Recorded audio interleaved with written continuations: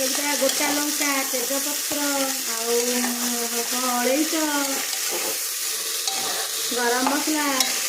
ପକେଇକି ପିଆଜ ପକେଇବି ଚିନି ପକେଇ ତେଲ ନାଲି କଲର କରିଦେଇଛି ସେଇ ଗୋଟେ ରୋଷେଇ ଶିଖିଲି। କଟା ଅଦା ରସୁଣ ଏଇଟା ମସଲା ବଟା ହବ ଏଇଟା ପିଆଜ ଏଇଟା ଗୋଟା ରସୁଣ ରହିଛି ଦିଆହବ ମଟନରେ ତ ଆପଣ ଦେଖିଲେ ମଟନ ପିଆଜ ତେଲ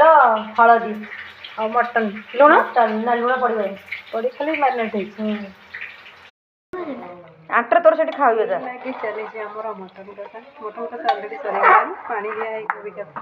ଫୁଟା ହବ